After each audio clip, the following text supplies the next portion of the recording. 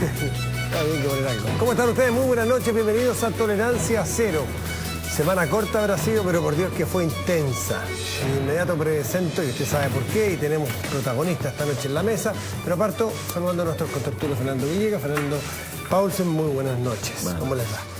Evelyn Matei, muy buenas noches, ¿cómo le va? Hola, buenas noches. Candidata presidencial de la UDI, esta noche en Tolerancia Cero, decía semana corta pero intensa, un torbellino, una cosa muy rápida, muy inesperada. Nadie, salvo que sea el círculo más íntimo de Pablo Longueira, sabía lo que estaba efectivamente sufriendo y los alcances personales y políticos que esto iba a tener, y el vuelco a que la UDI ya tenga candidato, cuando uno pudiera haber pensado a estas alturas de que hubiese habido un intento quizás más largo, de que la alianza volviera a tener un candidato único. Evelyn Matei, antes de entrar en materia de inmediato, yo quiero preguntarles a ustedes en sus casas, para que contesten en www.toleranciacero.cl la siguiente pregunta. ¿La alianza llegará a las elecciones? ¿Qué cree usted en noviembre con un candidato o dos candidatos? La UDI ya tiene, RN hay una incógnita ahí. Sobre eso y otras cosas conversaremos. Evelyn, buenas noches, gracias. Buenas noches, un gusto estar acá. La alternativa 3 candidatos o 4 candidatos no va. En este caso no, en ese caso no. Bueno, de preguntar si se lo imaginaba y todo eso no, porque era inimaginable, estaba absolutamente en otra. De hecho, todavía no ha alcanzado a renunciar al Ministerio del Trabajo, sino por mail, no ha ido ni siquiera a donde el presidente. Pero yo quiero preguntarle quizás como por el final para ir después retomando. ¿Cómo se va a resolver esto? Porque tenemos dos partidos, un candidato y el otro partido sin candidato, pretendiendo buscar el único, pero yo veo que la UDI ya tiene su candidato, habrá mandado imprimir los carteles. Y ¿cómo termina esto? Hay dos maneras de ponerse de acuerdo. Una, que es un poco la que ha sugerido Carlos Larraín, de poner 7 u 8 nombres en la mesa y en el fondo ver en cuál nos ponemos de acuerdo. Es casi como el que menos resistencia presenta. El problema de esa forma es que solamente hay 4 meses para la elección y por lo tanto no hay forma alguna de posicionar muchos de esos nombres en estos 4 meses. La otra, que era un poco por la que se fue la UDI, es decir, nosotros nombramos nuestro candidato, que RN nombre su candidato y después busquemos una forma de decidir entre uno de ellos cuál de ellos tiene mayor probabilidad de ganar la elección de noviembre. Por lo tanto, lo que nosotros estamos esperando es que efectivamente Renovación Nacional nombre a su candidato y después se resuelva entre los partidos cómo se resuelve entre esos dos quién tiene mayor probabilidad de ganar. Eso probablemente a los candidatos no les compete la fórmula, les compete a los partidos. Pero ¿cuál cree usted que es la fórmula que menos daño le hace? Porque lo que sí le compete a usted es que el resultado de esa fórmula sea con las menores heridas posibles, porque tiene que representar a un sector y tiene que en muy pocos meses representarlo ante el electorado de todo Chile.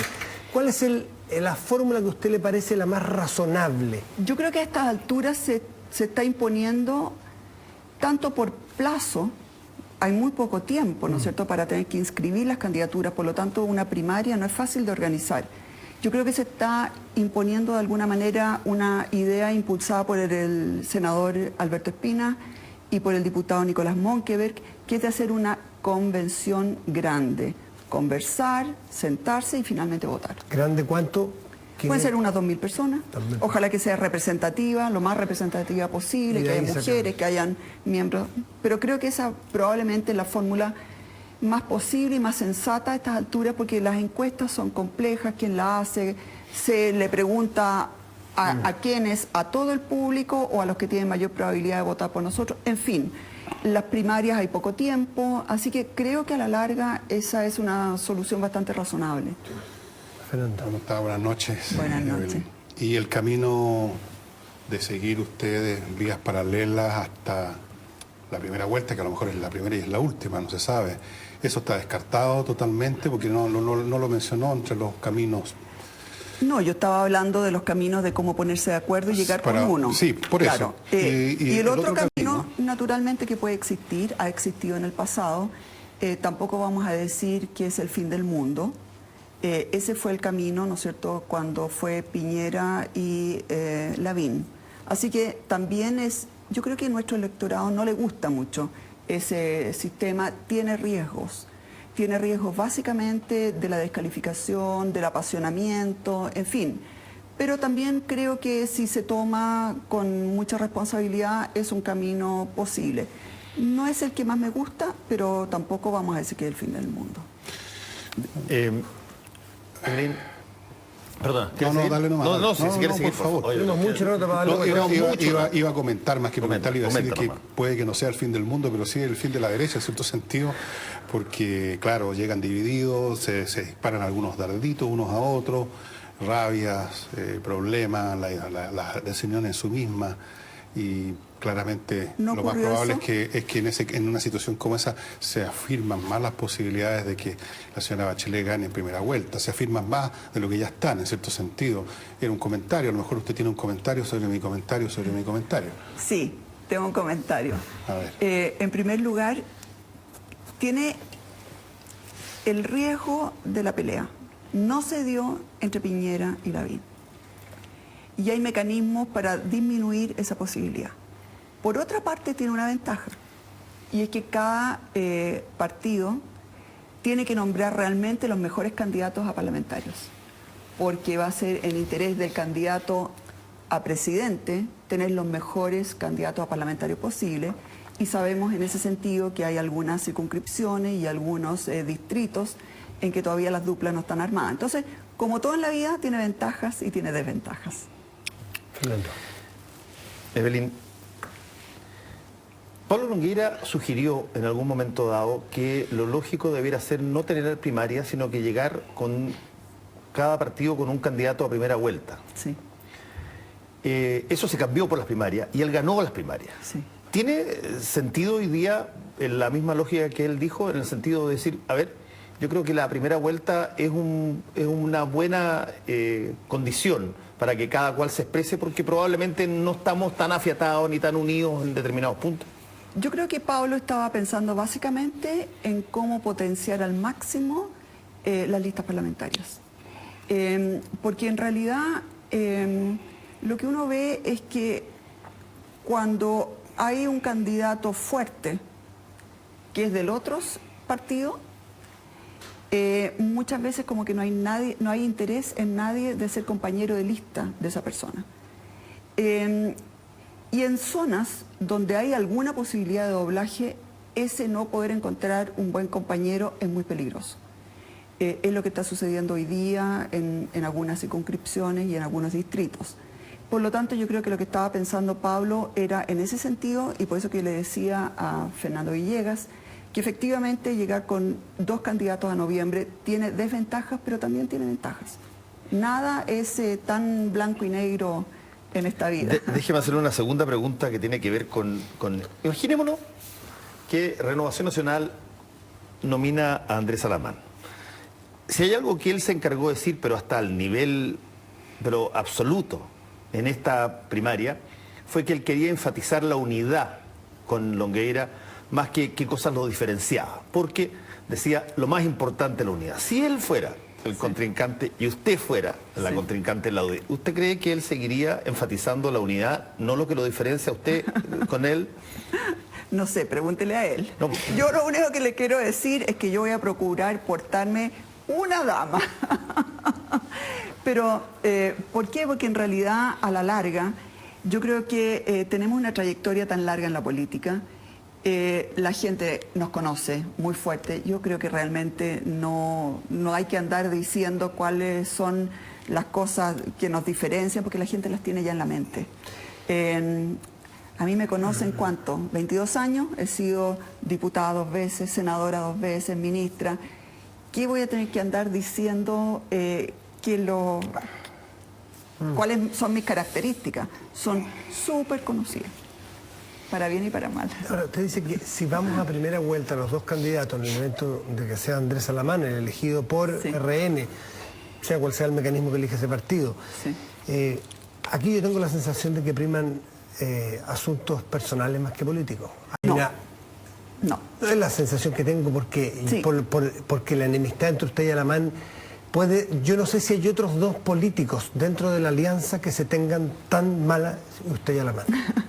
No sé si encontraríamos un UDI y un RN que sean esos imanes que es imposible juntarlos, No, pero pero solamente hay que tenerlos. dos UDI y dos RN. Eso sí, pero un UDI y un RN. Carlos Usted ha Larraín, tenido, presidente, por ejemplo. Carlos Larraín es presidente, pero se juntan. Pero usted con Alamán, por lo que uno lee, por la trayectoria, por lo que uno ve, por la historia, esas acusaciones de droga, por ejemplo, Andrés Alamán, en la cual usted, no sé si usted fue partícipe de la acusación, pero por lo menos fue única entre los parlamentarios en que dijo, sí, yo creo que aquí hay parlamentarios que consumen droga, como estaba leyendo recién, que era una forma de decir que estimaba que Alamán era... En fin, desde ahí viene el caso del espionaje, del Kioto, del Piñera Gate. De ahí viene una cosa que es muy dura entre ustedes dos. Entonces, ¿cómo se va a llegar a noviembre en ese evento? A ver, si uno es candidato a la presidencia de la República y no es capaz de diferenciar los afectos o desafectos de lo que son las responsabilidades, entonces no se mete en esto. La verdad es que una cosa es cuando uno es diputado, incluso cuando uno es senador. Otra cosa bien distinta es cuando uno es candidato, y a estas alturas todos hemos pasado por muchas... Hemos vivido ya mucho más que cuando estábamos en la patrulla juvenil, y aprendimos muchas cosas en la vida. Por lo tanto, no tenga ningún temor.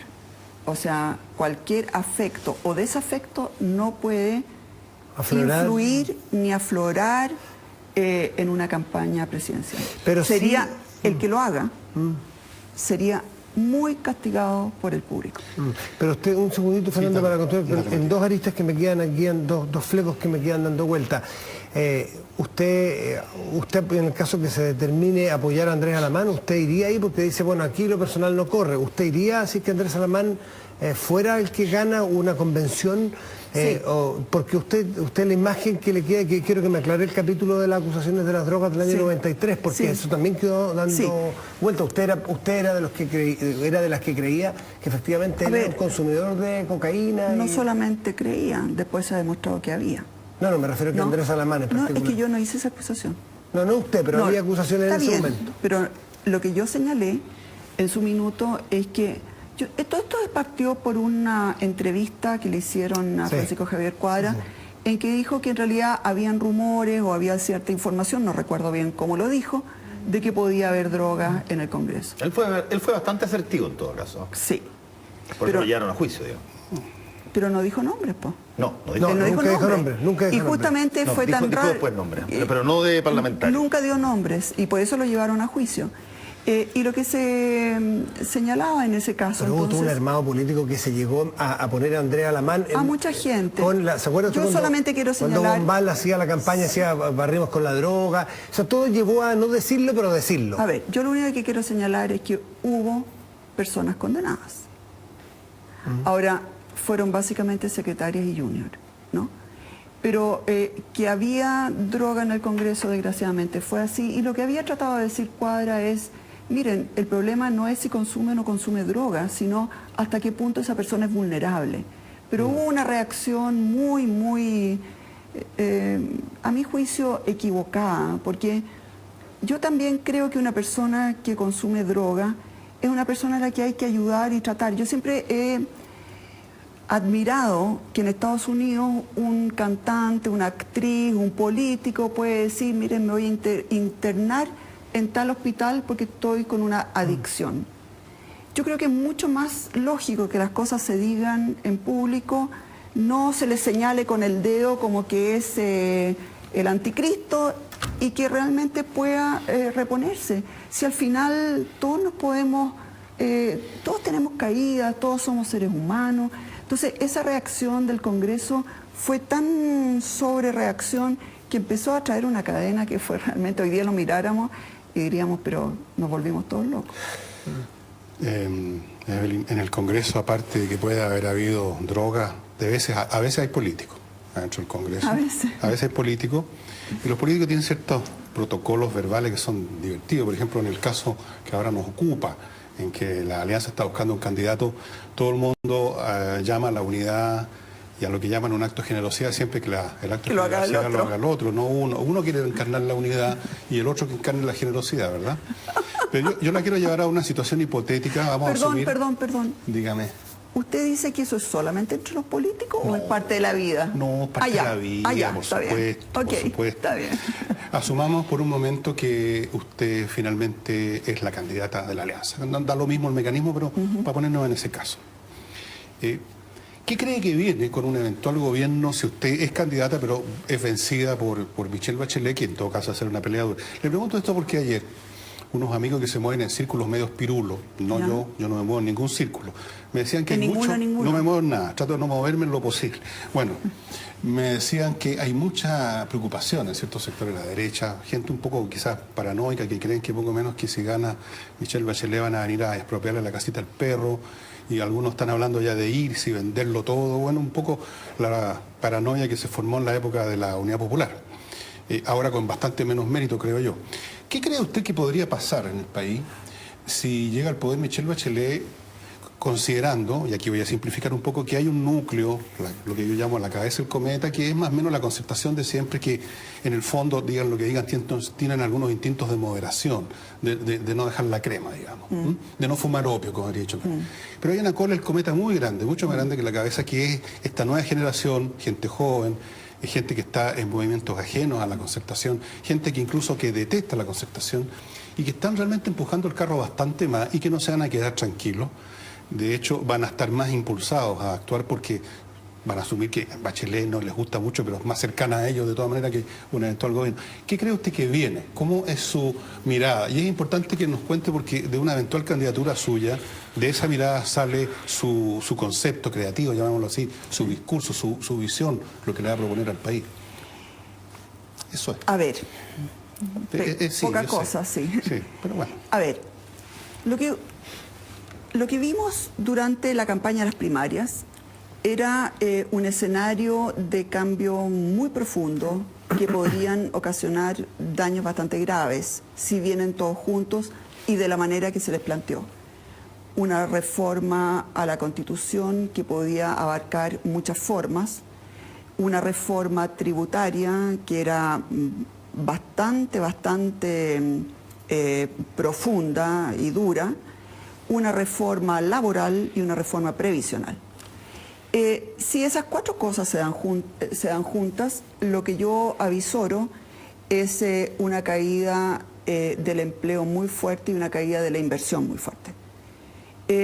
Pero como dices, la verdad es que uno no sabe si eso se va a dar o no, porque hay una dirigencia de la concertación que en general ha evitado estos cambios tan profundos y radicales y más bien ha apostado por reformas más pausadas que permitan mantener, ¿no es cierto?, el ritmo de crecimiento, etcétera. Y lo que uno no sabe es cuál de las dos fuerzas ganaría. Hoy día, por ejemplo, ya venía, o ayer, Osvaldo Andrade decía que no habría, en una entrevista, que no sería tan terrible y cuál es el problema, que el discurso de Michelle Bachelet se modere. Pero también lo que hemos visto es de ella, que no está bien claro qué es lo que quiere transmitir. Ella llegó diciendo que, por ejemplo, la educación no iba a ser gratuita para todos, la educación universitaria, sino que para los que más lo necesitaran. Sin embargo, después cambió y ha tenido varios cambios en sus posiciones. Entonces, aquí hay claramente dos fuerzas, una candidata donde uno no sabe realmente cuáles son sus convicciones y por lo tanto uno no sabe cuál de los dos sectores se impondría sobre el otro y por lo tanto es bien difícil saber o pronosticar qué es lo que sucedería con el país, porque uno no sabe realmente por qué se va a jugar ella si que llegase a ser presidenta, cosa que yo espero que no suceda. Evelyn, Pablo Nogueira como candidato acuñó el concepto de centro social. Sí. Que, bueno, no se entiende muy bien qué puede ser centro social, porque todos tienen algún pedacito de centro metido. También Andrés Velasco habló del centro, la propia Michelle Bachelet habló del centro, todos hablaron del centro. Pero la pregunta mía no tiene que ver con este centro social, sino que cuando usted es nominada candidata de la UDI, me encantaría que me dijera qué cosas que usted ha aportado, ha valorado, ha insistido, ha presentado proyectos, representan a la UDI y está dispuesto a llevarlos a campaña. Por ejemplo, el proyecto de aborto terapéutico que usted hizo con Fulvio Rossi. Eso, ¿dónde cuaja, dónde calza con la UDI? ¿Se lo van a dejar como parte de lo que es usted, su formación, su creencia, y por lo tanto va a ser parte de un programa o no? Usted es mucho más liberal en un montón de áreas, incluyendo el matrimonio igualitario, que la UDI. Por lo tanto, ¿qué tanto de lo que es Evelyn Matei va a estar puesto en esta campaña y qué tanto va a tener que disminuirse para representar algo que probablemente usted no concuerda? En primer lugar, llama la atención que cuando uno habla de un aborto terapéutico, lo que uno escucha en realidad es un diálogo de sordos. Porque todos están a favor de que si la vida de la madre está en peligro, hay que intervenir y hay que salvar la vida de la madre, aunque eso signifique la muerte del feto. Lo dicen los que están en contra del aborto y lo dicen los que estaban a favor del aborto terapéutico. Es lo mismo. El tema es si hay que legislar o no hay que legislar. Los que no quieren legislar dicen no es necesario legislar, porque se hace igual. Y lo que ellos están temiendo es básicamente abrir la puerta al tema del aborto en general. Como y hay un temor ahí. natalidad. Claro, como un control de natalidad. Los que creen que hay que legislar, es decir, bueno, si ya se hace, ¿por qué no ponerlo en una ley? De tal manera que esté absolutamente claro que si un médico interviene en esas condiciones, no lo pueden llevar a la cárcel o armarle un juicio. Son diferencias básicamente de si el tema se puede hacer hoy día con toda tranquilidad, que es intervenir para salvar la vida de la madre, aunque eso signifique la muerte del feto, o si realmente no es necesario legislar, porque igual se puede hacer con total tranquilidad, porque ya se hace. Entonces, lo que a mí me llama la atención es esta trifulca que se arma. Porque yo me acuerdo cuando estábamos hablando del tema del divorcio, los que estábamos a favor del divorcio era por la familia. Los que estaban en contra de la familia era también por la familia. En Chile lo que falta es un diálogo en que realmente nos escuchemos. En que veamos, por ejemplo, con juristas, ¿es necesario legislar o no es necesario? Porque igual ya se hace. Porque en realidad, si usted pregunta a cualquier persona, si la vida de la madre está en peligro, ¿los vamos a dejar morir a los dos? Yo creo que nadie le va a decir que eso. No, todo el mundo le va a decir. Pero usted zanjó, Evelyn, usted zanjó el problema de la legislación porque usted presentó un proyecto de ley. Yo creo que había que hacer un proyecto de ley. Y creo además que es importante que los temas se discutan, y se discutan en forma amplia. Yo tenía claro que lo iban a rechazar. Y sin embargo creo que todo lo que sea conversación es bueno. Ahora, la pregunta de fondo era ¿cuánto de lo mío sale? Bueno, es distinto cuando uno está actuando como senadora, y donde uno puede, que cuando uno está actuando de alguna manera de cabeza visible de un grupo. Y yo quiero ser súper clara, yo no me mando sola. Si yo voy a representar una coalición, la tengo que escuchar y tengo que consensuar. Y eso es inevitable y sería súper irresponsable que yo dijera, miren, yo voy a hacer exactamente lo que a mí me place, porque todo el mundo sabe que no es así. Cuando usted representa una coalición donde algunos piensan una cosa y los otros otra, hay que ser respetuoso, hay que revisar, primero no hay que descalificar, y hay que tratar de ponerse de acuerdo. Creo que es una responsabilidad que uno no puede eludir. Es súper claro eso, que aquí uno no corre con colores propios, esto no es, de aquí hago lo que se me canta la gana, hay un sector político y eso es súper razonable y todo el mundo lo va a entender así. Pero también cuesta entender que la UDI se juegue de manera tan fuerte, porque entiendo que Renovación Nacional estamos a domingo, el día viernes, ofreció incluso apoyar a Hernán Larraín. Incluso ofreció apoyar a Andrés Chadwick, Renovación Nacional, y la directiva de la UDI estimaba que usted era la persona, es decir, había algo en particular con usted. Dicho eso, uno se pregunta, ¿cuál es ese particular cariño o esa particular identificación de la UDI con Evelyn Matei, cuando usted en cadena nacional hace unos meses que estuvo, dijo, me retiro porque en la UDI no me quieren? No me retiro porque eso. Y un poco más allá. Me iba a retirar igual. Me iba a retirar igual, pero en la UDI no me quieren. Y un poco más allá, cuando usted plantea esta de las diferencias en el aborto terapéutico, y lo plantea súper sagazmente aquí, dice, bueno, aquí hay que hablarlo, porque de verdad, los que son contrarios del aborto dicen, Pero no hay que legislar porque esto ya se hace. Ya se hace. Se hace porque efectivamente lo permite y cualquier médico lo hace, no necesitamos una ley. Y los partidarios del aborto dicen, no, hay que legislar porque de lo contrario se va a morir la madre. Pero No, porque puede estar, porque si se interviene, alguien podría llevar a los tribunales al médico. Lo podría acusar de aborto. Pero el tema tema ese día que usted lo planteó con Fulvio Rossi fue más allá. Tanto así que usted llegó a contraatacar con anuncios de querella, porque en un momento usted habló de, dijo que las personas que pueden tener tres cromosomas más de alguien no es un ser humano.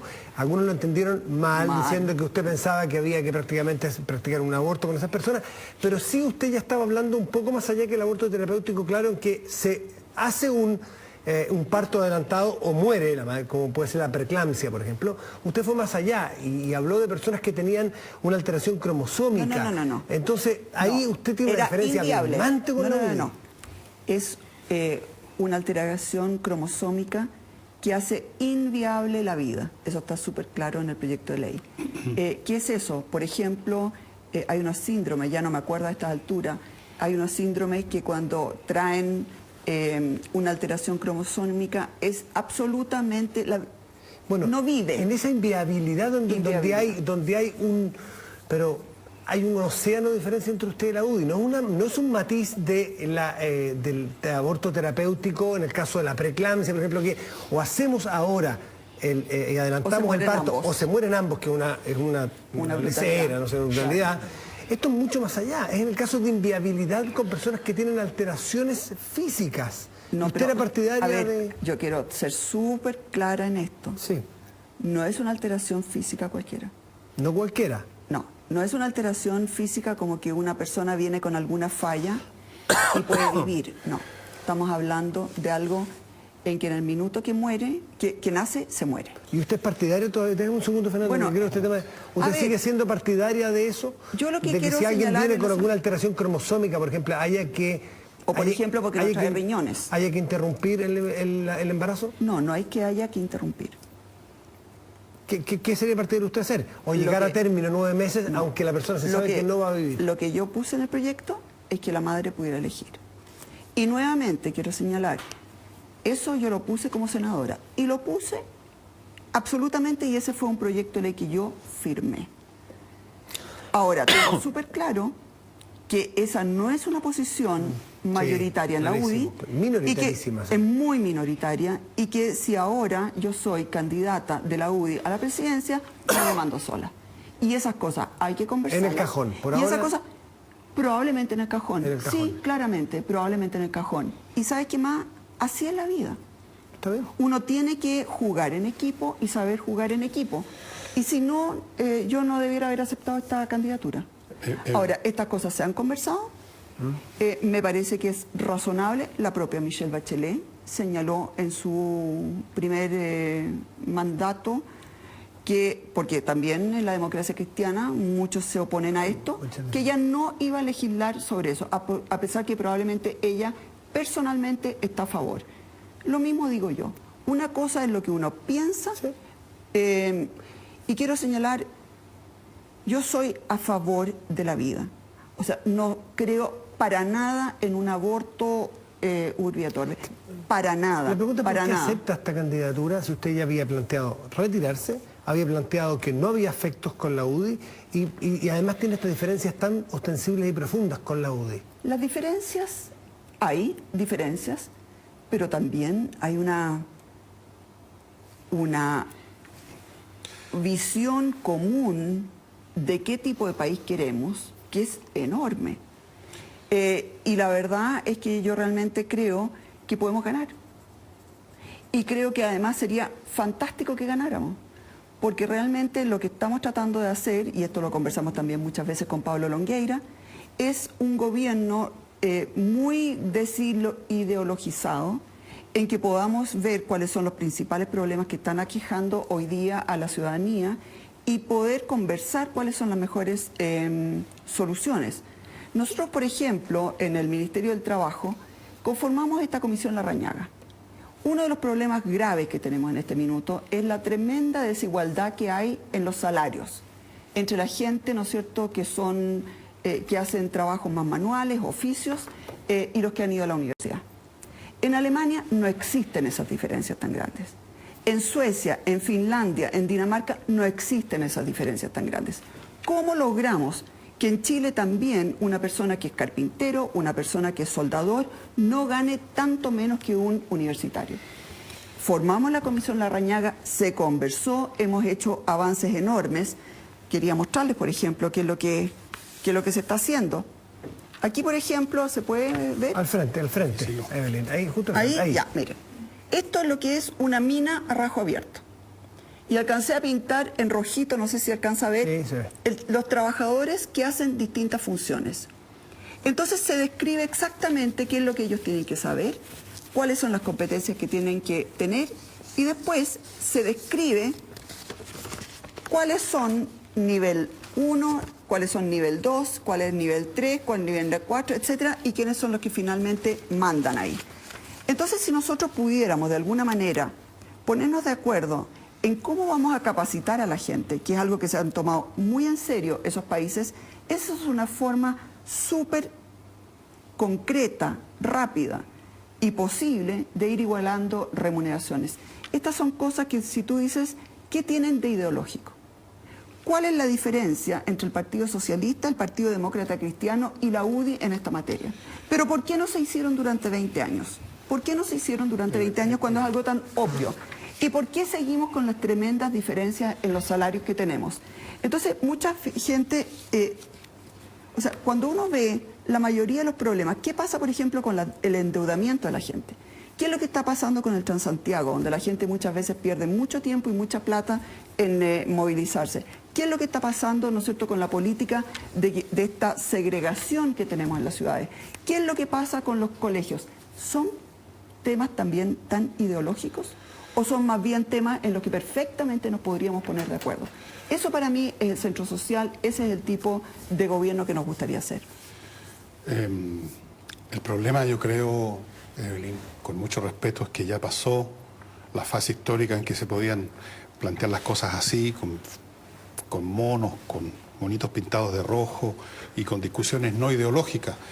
Como esas cosas no se hicieron en su momento y se fueron acumulando lo que llaman los economistas las externalidades, en este caso externalidades emocionales, no racionales, estamos en una situación en que lo que la gente pide, o vive más bien dicho, es precisamente una atmósfera, no sé si ideológica, pero sí emocional, potente, en la cual ya no se trata de, estudiemos cómo equilibramos las cosas, sino que se trata de un tsunami emocional donde muchos en este país ya simplemente con una actitud incluso de fastidio, por no decir de odio, ven a una casta que supuestamente, o en muchos casos verdaderamente los ha pisoteado, como realmente el proletariado parisino veía a los nobles en algún momento. O sea, como algo que hay que echar a un lado, como un orden social que se afirmó con un origen espurio, luego con instituciones torcidas y que finalmente hay que echarlo a un lado. Ese es el clima que reina en muchos chilenos. Yo no digo que todos, en un número importante y especialmente en los más jóvenes.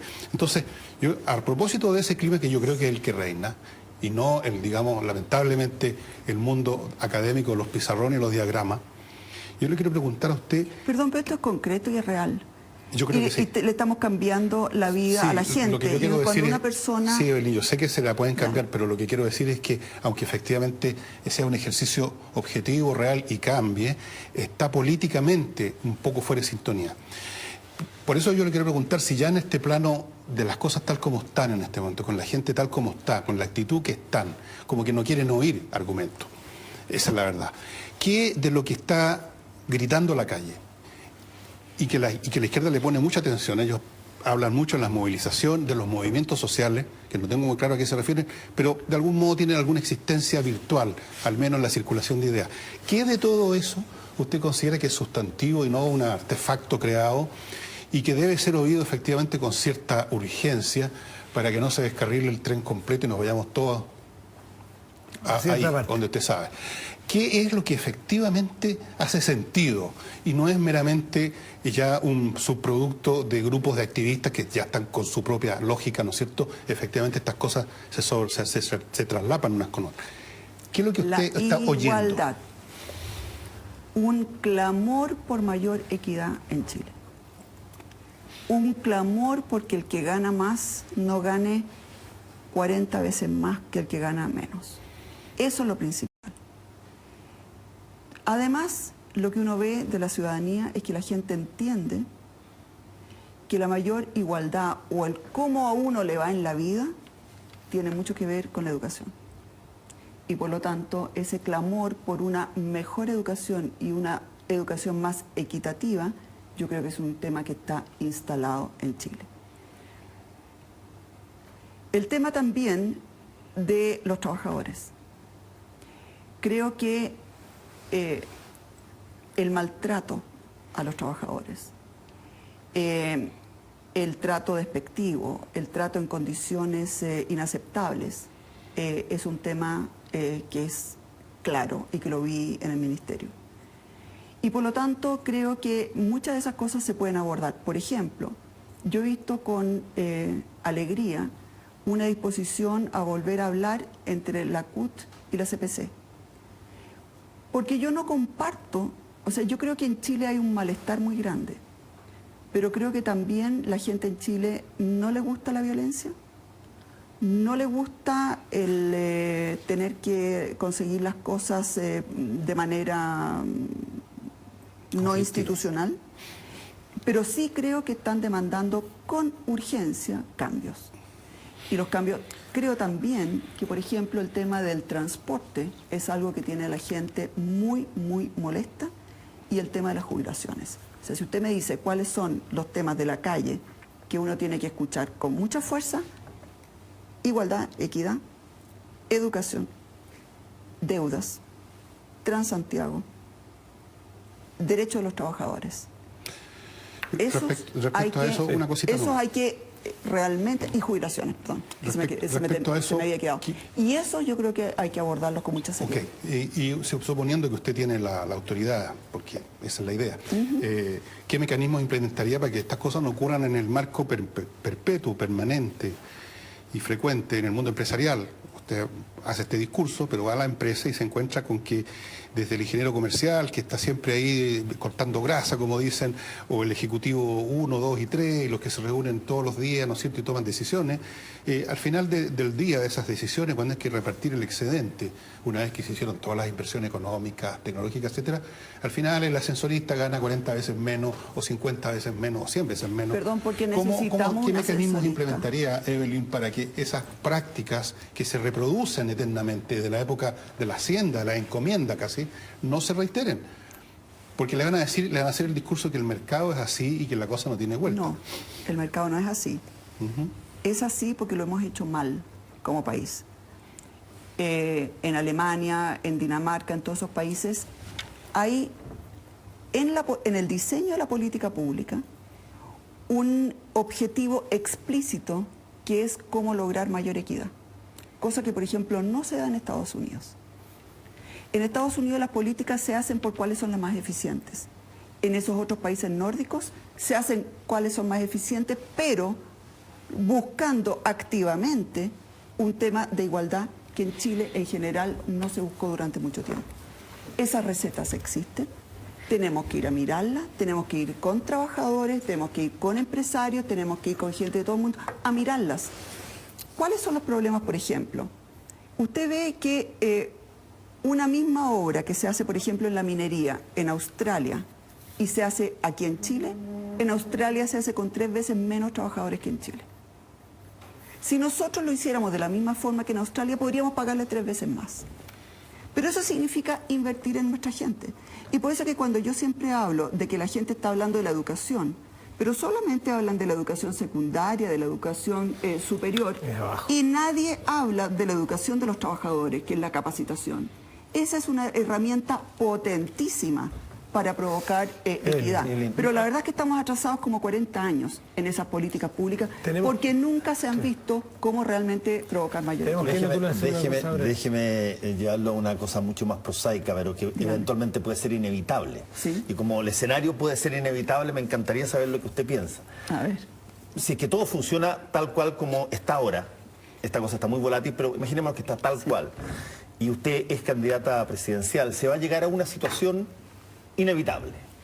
Van a haber, por lo menos pueden haber más, van a haber 2 mujeres, ambas hijas de generales de la Fuerza Aérea, a los 40 años del golpe, siendo candidatas. Increíble. ¿Cree usted que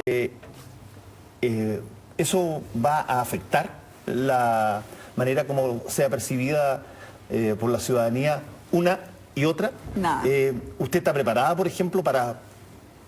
más aún, ni siquiera sé qué es lo que diría en esos casos. ¿Lo defiende lo que pasó? ¿No lo defiende? ¿Lo critica a veces? ¿No lo critica? ¿Dice dictadura? ¿No dice dictadura? ¿Cómo es? Es historia. Y la gente, mi padre, yo lo adoro, todo el mundo sabe que soy muy cercana a él, soy además reparecida a él, los mismos ojos, la nariz no tanto ahora que me la arreglé, pero en fin. Pero lo que yo les quiero decir es, él es él y yo soy yo.